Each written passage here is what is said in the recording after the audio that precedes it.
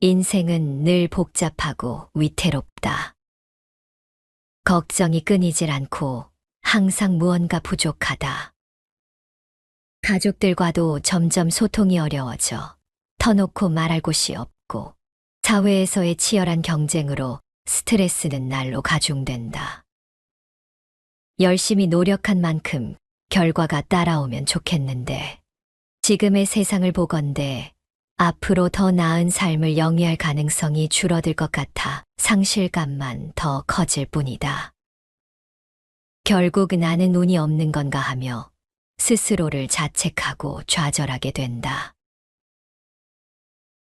어떤 결정이나 다짐도 결코 쉽지 않다. 내일이 어떨지 알 수 없기에 불안함을 떨칠 수가 없다. 우리가 육체적으로, 정신적으로 모두 건강하다면 이런 불안 정도는 가볍게 이겨낼 것이다. 그러나 사람들은 스스로는 행복하다고, 괜찮다고 말하지만 실은 다른 이들은 알 수 없는 이유로 불안증을 겪고 있다. 근심 걱정이 많고 불안하고 초조한 것은 미래에 집착하기 때문이다. 집값이 떨어지면 어떡하지? 아프면 어떡하지? 그 사람이 떠나가면 어떡하지? 아직 오지 않은 미래를 잡아당겨서 일어나지도 않은 일을 지금 일어난 것처럼 착각해 불안이 생기는 것이다. 미래를 생각하는 것은 좋은 일이다. 그러나 그 생각에 너무 집착하면 미래의 그 일이 지금 일어나고 있는 것과 같은 착각을 일으킨다. 사람의 마음이 현재에 깨어있지 않고 자꾸 미래에 대해 생각을 하면 불안함이 생겨날 수밖에 없다. 법륜 스님께서 말씀하셨다. 세상을 상대를 바꿔야만 내가 행복해질 수 있다면 이룰 수 없는 내 인생을 탓하거나 절망할 수밖에 없지만 그 원인이 나에게 있고 사물을 바라보는 관점이 잘못되어서 생긴 문제라면 아주 쉽게 문제를 해결할 수 있다. 지금의 내가 그리고 나의 상황이 괜찮다는 관점이 필요하다. 미래에 일어날 일은 그때 가서 잘 해결해 볼 일이다. 자꾸 남하고 비교해서 그들처럼 되려고 할 것도 없다. 세상 사람들이 가진 조건이 다 같지 않은데 어떻게 그들처럼 될 수 있겠는가? 이렇게 일어나지 않을 일에 질척거리고 의지하느니 나에게 주어진 긍정적인 조건을 찾는 것이 낫다. 아무리 화려한 옷이라도 몸에 맞지 않으면 불편하고 아무리 아름다운 풍경이라도 마음이 다른 곳에 있다면 보이지 않는 법이다. 다른 이의 삶을 살고 있다면 불안함은 항상 존재할 수밖에 없다. 옛날에 한 불행한 사람이 있었다. 재산도 처자도 권세도 남부럽지 않게 많았으나 무엇 때문인지 세상사가 심드렁하고 우울했다. 그러던 그가 어느 날 세상의 이치를 알아 어떠한 문제도 다 해결해 준다는 도사가 있다는 소문을 듣고 그를 찾아갔다. 이 불행한 사람은 그 도사를 찾아가 하소연했다. 행복해지고 싶습니다. 그 방법을 가르쳐 주십시오. 이에 도사가 말했다. 이 세상에서 가장 행복한 일을 찾아서 그의 속옷을 얻어 입으십시오. 그러면 행복해질 수 있을 것입니다. 불행한 사람은 길을 떠났다. 그러나 사람들이 소개하는 말을 듣고 찾아가 보면 누구나 불행한 것들이 있었다. 산 같은 재물도, 천하를 호령하는 권세도, 꽃 같은 아내도 행복을 보장하는 것은 아니었다. 몇 년간을 헛걸음만 치며 떠돌아다니다가 드디어 모든 사람이 이구동성으로 소개하는 한 사람을 찾아냈다. 불행한 사람은 이 사람마저도 행복하지 않다고 한다면 이제는 그 누구도 행복한 사람이 없을 것이니 모든 것을 포기하리라 결심했다. 당신은 행복하십니까? 이에 행복한 사람이 대답했다. 물론입니다. 나는 행복합니다.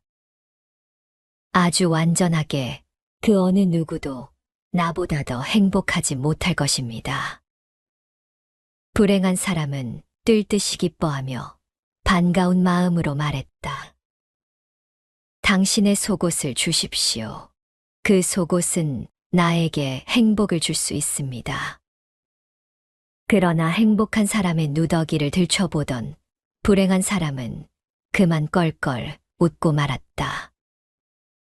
왜냐하면 그 속에는 속옷 없는 맨살뿐이었기 때문이다. 행복하기 위해 행복한 이의 속옷을 찾아 길을 나섰던 불행한 사람은 결국 밖에서 행복을 찾은 자신의 어리석음을 깨달았다고 한다. 부처님은 행복은 자신의 삶을 통해서 자기 자신이 얻는 것이며 깨달음도 진리를 통해서 스스로 깨치는 것이라 하셨다. 따라서 자신이 불행하다면 그 원인 또한 자신에게 있는 것이며 어리석음으로 고통받고 있다면 이 역시 진리를 모르는 자신에게 원인이 있는 것이다. 삶의 목표를 이루는 것은 어디까지나 자신의 몫이기 때문에 다른 이나 주변 환경을 통해서 얻으려 한다면 이는 어리석은 일인 것이다. 모든 괴로움은 집착에서 온다. 어떻게 하면 내가 더 잘 살 수 있을까? 남보다 앞설 수 있을까? 남보다 돈을 더 많이 벌 수 있을까? 더 높은 자리에 오를 수 있을까 하는 집착이 우리를 불행하게 만든다. 우리가 어떤 것에 집착하는 이유는 그것이 우리에게 무언가를 가져다 준다고 믿기 때문이다. 그러나 애석하게도 거기엔 어떤 실체적인 것은 없다. 착각일 뿐이다. 세상을 바라봄에 있어서 그 시각을 달리할 필요가 있다. 눈에는 뭐만 보인다는 말을 들어보았을 것이다. 다른 사람에게 문제가 있는 것이 아니고 바로 자신에게 문제가 있음을 의미한다. 색안경을 끼고 세상을 바라보면 모든 것이 부정적이고 성에 차지 않는다. 마음이 더러우면 더러운 것만 보이고 마음이 깨끗하면 깨끗한 것만 보이기 마련이다. 부정적인 생각은 자신의 부정적인 시선에서 시작되고 자신의 긍정적 생각은 자신의 긍정적인 시선에서 시작된다. 자신의 눈이 세상의 어디에 어느 수준에 고정이 되어 있는지 살펴보아야 한다. 불안돈목이라는 말이 있다. 부처님 눈과 돼지의 눈이란 뜻으로 무학대사와 조선 태조 이성계 사이에 있었던 이야기에서 나온 말이다. 태조가 한양으로 천도하고 시국이 안정됐을 때 흉어물 없이 지내자며 무학대사에게 돼지를 닮았다고 농을 던졌다. 그러나 무학대사는 태조에게 부처를 닮았다고 했다. 왕이 자신은 무학대사에게 돼지를 닮았다고 했는데 왜 자신에게는 부처라 하느냐 불평하자. 무학대사는 무릇 세상 만물이 부처님 눈으로 보면 다 부처님 같이 보이고 돼지의 눈으로 보면 다 돼지같이 보이는 법이죠. 라고 대답했다. 경을 칠 말이지만 태조는 너털웃음을 터뜨렸다. 사물은 보는 사람의 시각에 따라 그 평가가 다를 수도 있으니 만물을 자기 척도로 보아서는 안 된다는 가르침이다. 세상의 아름다움도 내 마음의 아름다움이 자리 잡아야 보인다. 사람들은 세상을 제대로 보고 듣고 느낀다고 생각을 하지만 실질적으로 자신이 가진 관념이나 사고방식으로 세상을 보기 때문에 그렇게 착각을 하고 있을 뿐이다. 우리는 자신이 어떤 색의 안경을 쓰고 세상을 보고 있는가를 생각해 보아야 한다. 나가 있다는 생각이 굳으면 굳을수록 나라는 존재에 대한 불안은 더 커진다. 나 이것에 대한 집착이 강할수록 내 것이 없는 데 대한 불안 또한 더 커진다. 나 이것에 집착하는 마음이 자리 잡고 있는 한 우리는 결코 자유로울 수가 없다. 옛날 부처님께서 사위국 기수급 고도건에 계시면서 여러 제자들을 위해 설법하셨다.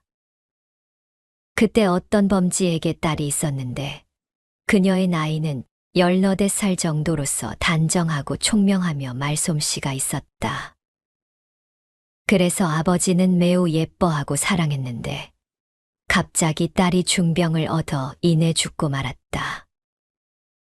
그것은 마치 밭에 잘 익은 보리가 들불에 모조리 탄 것과 같았다. 범지는 이런 근심과 번뇌와 슬픔 속에서 정신을 잃고 멍청해져서 마치 미친 사람이 제 자신에 대하여 아무것도 모르는 것과 같았다. 마침 그는 어떤 사람에게서 부처님께서는 큰 성인으로서 천상과 인간의 스승이시며 법을 연설하시어 사람들의 근심을 잊게 하고 걱정을 덜어주신다는 말을 전해 들었다. 이에 범지는 부처님 계신 곳으로 나아가 예배하고 꿇어앉아 부처님께 아뢰었다. 저는 본래부터 아들은 없고 오직 딸만 하나 있어 그 딸을 사랑하며 온갖 시름을 잊고 살아왔습니다. 그런데 그 딸이 갑자기 중병을 얻어 저를 버리고 죽었습니다. 저는 정말로 가엾고 애처로운 마음에 어찌할 바를 모르겠습니다. 원컨대 세존께서는 굽어 살피시고 깨우쳐 주시어 제 맺힌 근심을 풀어 주십시오. 부처님께서 범지에게 말씀하셨다. 이 세상에는 오래 갈 수 없는 4가지 일이 있다. 첫째는 항상 할 것 같아도 반드시 덧없게 되고, 둘째는 부귀한 것은 반드시 빈천하게 되며, 셋째는 만나면 반드시 헤어지게 되고, 넷째는 강건한 이도 반드시 죽는 것이니라. 그리고는 세존께서 곧 개송을 말씀하셨다.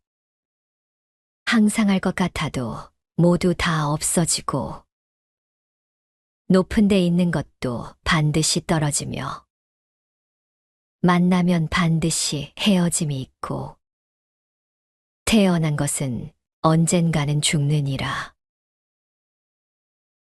옛 것을 너무 좋아하지도 말고 새 것에 너무 매혹당하지도 말라. 그리고 사라져가는 것에 대하여 너무 슬퍼해서도 안 된다. 잡아끄는 자에게 사로잡혀서도 안 된다. 우리는 그를 탐욕이라 부른다. 거센 경유라 부른다. 불안, 초조, 근심, 걱정이라 부른다. 건너기 어려운 저 욕망의 늪이라 부른다. 조타니파타에 나오는 말이다. 그 무엇이든 억지로 막거나 붙잡지 말라. 거기에서 불안과 괴로움이 온다. 붙잡는다고 갈 것이 오는 것도 아니고 등 떠민다고 올 것이 가는 것도 아니다. 모든 것은 흐름에 따라 자연스럽게 이루어지니 집착을 버린 채로 현재 삶의 모든 순간을 경험하라. 오는 것을 거부할 필요가 없으며 멀어지는 것을 억지로 붙잡을 필요도 없다. 어려움이 닥친다고 막아설 필요 없고 평안함이 사라져도 아쉬워할 필요도 없다. 익숙한 것이 떠나가더라도 슬퍼하지 말고 새로운 것이 다가오더라도 지나치게 빠지지 말라. 한 번 온 것은 시간이 지나면 사라질 것이고 떠난 후에는 새로운 것이 다시 찾아올 것이다. 인연이 끝나면 떠나갈 것이고 그 뒤에는 다시 또 다른 인연이 찾아올 것이다.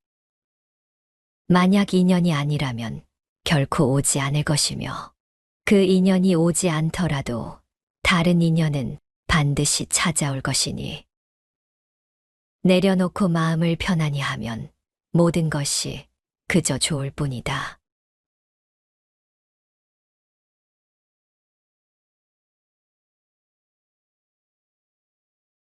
인생은 늘 복잡하고 위태롭다.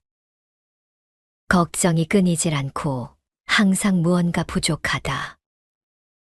가족들과도 점점 소통이 어려워져 터놓고 말할 곳이 없고 사회에서의 치열한 경쟁으로 스트레스는 날로 가중된다. 열심히 노력한 만큼 결과가 따라오면 좋겠는데 지금의 세상을 보건대 앞으로 더 나은 삶을 영위할 가능성이 줄어들 것 같아 상실감만 더 커질 뿐이다.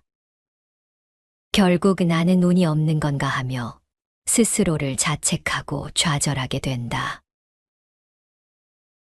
어떤 결정이나 다짐도 결코 쉽지 않다. 내일이 어떨지 알 수 없기에 불안함을 떨칠 수가 없다. 우리가 육체적으로, 정신적으로 모두 건강하다면 이런 불안 정도는 가볍게 이겨낼 것이다. 그러나 사람들은 스스로는 행복하다고, 괜찮다고 말하지만 실은 다른 이들은 알 수 없는 이유로 불안증을 겪고 있다. 근심 걱정이 많고 불안하고 초조한 것은 미래에 집착하기 때문이다. 집값이 떨어지면 어떡하지? 아프면 어떡하지? 그 사람이 떠나가면 어떡하지? 아직 오지 않은 미래를 잡아당겨서 일어나지도 않은 일을 지금 일어난 것처럼 착각해 불안이 생기는 것이다. 미래를 생각하는 것은 좋은 일이다. 그러나 그 생각에 너무 집착하면 미래의 그 일이 지금 일어나고 있는 것과 같은 착각을 일으킨다. 사람의 마음이 현재에 깨어있지 않고 자꾸 미래에 대해 생각을 하면 불안함이 생겨날 수밖에 없다. 법륜 스님께서 말씀하셨다. 세상을 상대를 바꿔야만 내가 행복해질 수 있다면 이룰 수 없는 내 인생을 탓하거나 절망할 수밖에 없지만 그 원인이 나에게 있고 사물을 바라보는 관점이 잘못되어서 생긴 문제라면 아주 쉽게 문제를 해결할 수 있다. 지금의 내가 그리고 나의 상황이 괜찮다는 관점이 필요하다. 미래에 일어날 일은 그때 가서 잘 해결해 볼 일이다. 자꾸 남하고 비교해서 그들처럼 되려고 할 것도 없다. 세상 사람들이 가진 조건이 다 같지 않은데 어떻게 그들처럼 될 수 있겠는가? 이렇게 일어나지 않을 일에 질척거리고 의지하느니 나에게 주어진 긍정적인 조건을 찾는 것이 낫다. 아무리 화려한 옷이라도 몸에 맞지 않으면 불편하고 아무리 아름다운 풍경이라도 마음이 다른 곳에 있다면 보이지 않는 법이다. 다른 이의 삶을 살고 있다면 불안함은 항상 존재할 수밖에 없다. 옛날에 한 불행한 사람이 있었다. 재산도 처자도 권세도 남부럽지 않게 많았으나 무엇 때문인지 세상사가 심드렁하고 우울했다. 그러던 그가 어느 날 세상의 이치를 알아 어떠한 문제도 다 해결해 준다는 도사가 있다는 소문을 듣고 그를 찾아갔다. 이 불행한 사람은 그 도사를 찾아가 하소연했다. 행복해지고 싶습니다. 그 방법을 가르쳐 주십시오. 이에 도사가 말했다. 이 세상에서 가장 행복한 일을 찾아서 그의 속옷을 얻어 입으십시오. 그러면 행복해질 수 있을 것입니다. 불행한 사람은 길을 떠났다. 그러나 사람들이 소개하는 말을 듣고 찾아가 보면 누구나 불행한 것들이 있었다. 잔 같은 재물도, 천하를 호령하는 권세도, 꽃 같은 아내도 행복을 보장하는 것은 아니었다. 몇 년간을 헛걸음만 치며 떠돌아다니다가 드디어 모든 사람이 이구동성으로 소개하는 한 사람을 찾아냈다. 불행한 사람은 이 사람마저도 행복하지 않다고 한다면 이제는 그 누구도 행복한 사람이 없을 것이니 모든 것을 포기하리라 결심했다. 당신은 행복하십니까? 이에 행복한 사람이 대답했다.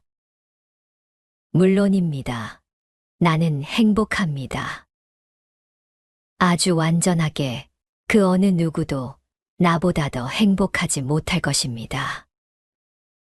불행한 사람은 뜰 듯이 기뻐하며 반가운 마음으로 말했다. 당신의 속옷을 주십시오. 그 속옷은 나에게 행복을 줄 수 있습니다. 그러나 행복한 사람의 누더기를 들춰보던 불행한 사람은 그만 껄껄 웃고 말았다. 왜냐하면 그 속에는 속옷 없는 맨살뿐이었기 때문이다. 행복하기 위해 행복한 이의 속옷을 찾아 길을 나섰던 불행한 사람은 결국 밖에서 행복을 찾은 자신의 어리석음을 깨달았다고 한다. 부처님은 행복은 자신의 삶을 통해서 자기 자신이 얻는 것이며 깨달음도 진리를 통해서 스스로 깨치는 것이라 하셨다. 따라서 자신이 불행하다면 그 원인 또한 자신에게 있는 것이며 어리석음으로 고통받고 있다면 이 역시 진리를 모르는 자신에게 원인이 있는 것이다. 삶의 목표를 이루는 것은 어디까지나 자신의 몫이기 때문에 다른 이나 주변 환경을 통해서 얻으려 한다면 이는 어리석은 일인 것이다. 모든 괴로움은 집착에서 온다. 어떻게 하면 내가 더 잘 살 수 있을까? 남보다 앞설 수 있을까? 남보다 돈을 더 많이 벌 수 있을까? 더 높은 자리에 오를 수 있을까 하는 집착이 우리를 불행하게 만든다. 우리가 어떤 것에 집착하는 이유는 그것이 우리에게 무언가를 가져다 준다고 믿기 때문이다. 그러나 애석하게도 거기엔 어떤 실체적인 것은 없다. 착각일 뿐이다. 세상을 바라봄에 있어서 그 시각을 달리할 필요가 있다.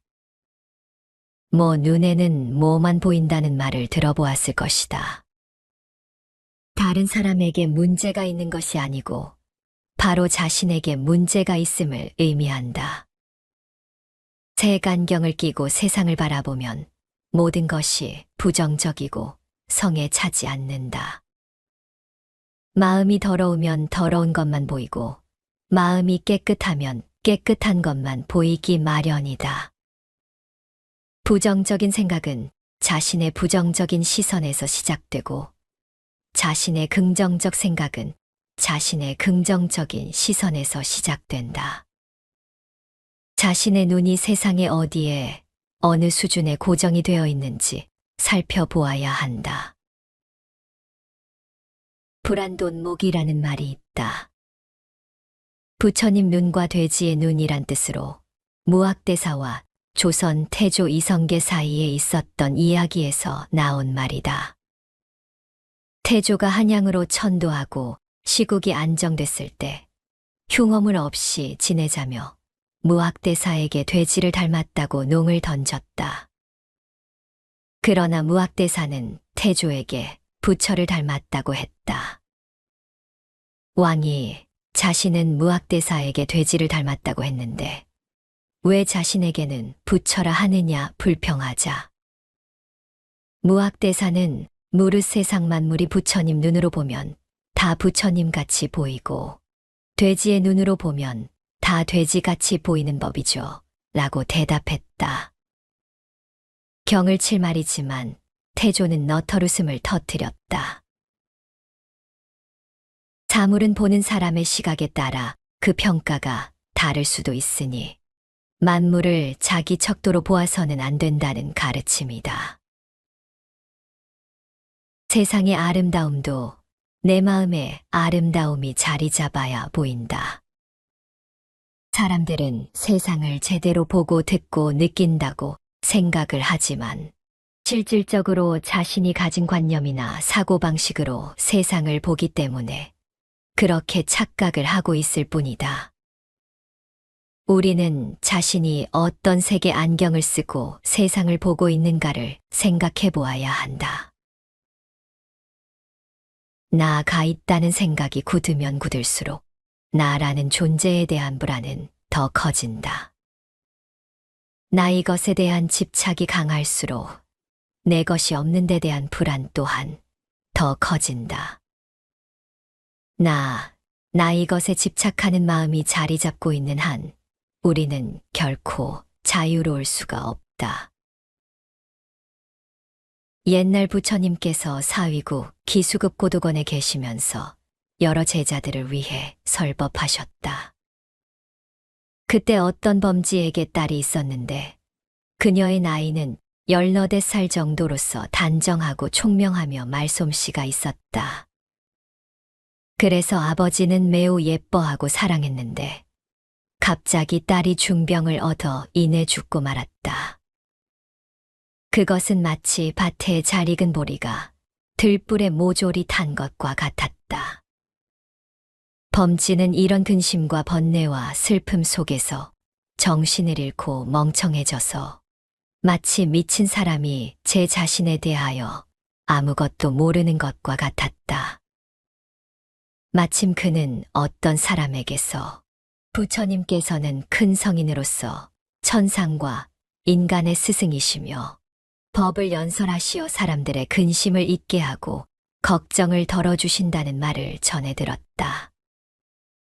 이에 범지는 부처님 계신 곳으로 나아가 예배하고 꿇어앉아 부처님께 아뢰었다.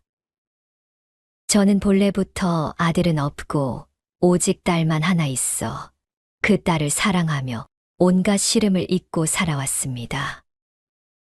그런데 그 딸이 갑자기 중병을 얻어 저를 버리고 죽었습니다.